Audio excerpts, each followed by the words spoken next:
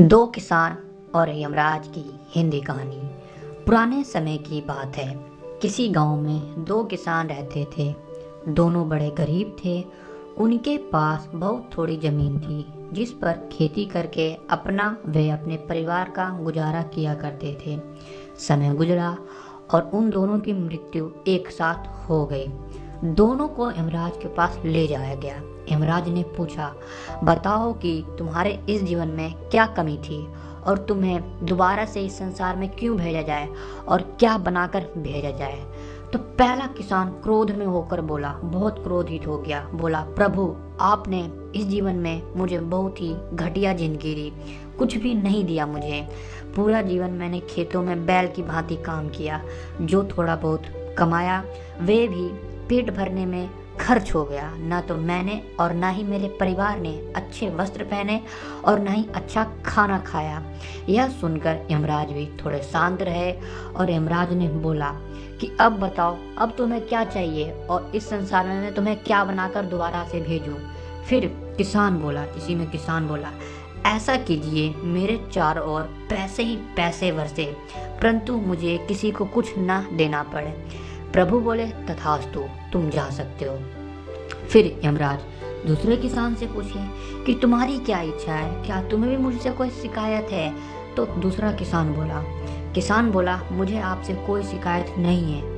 आपसे मैं क्या मांगू, आपने मुझे सब कुछ दिया।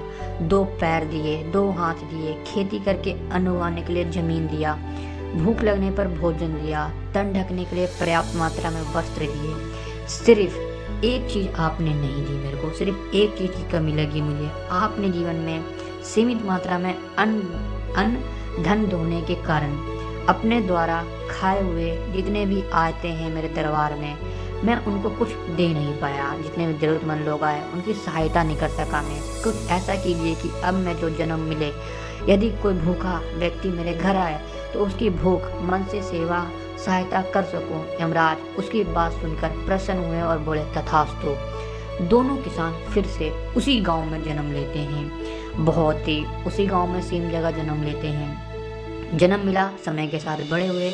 पहला किसान जिसने अपने चारों ओर धन मांगा था कि बोले मेरे और धन की प्राप्ति हो, बहुत सारा धन हो, कामना की थी, उसे गांव का सबसे बड़ा भिखारी बना दिया और हर कोई उसकी झोली में धन डालता था।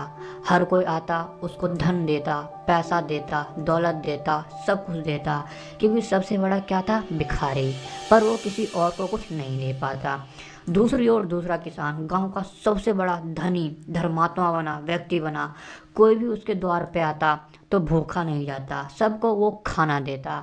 तो मित्रों, इस कहानी से हम सीखते हैं कि हमारे पास जो कुछ भी है उसी में हमें खुश रहना चाहिए। यही कहानी हमें बताती है दो किसान और यमराज की कहानी में हम ये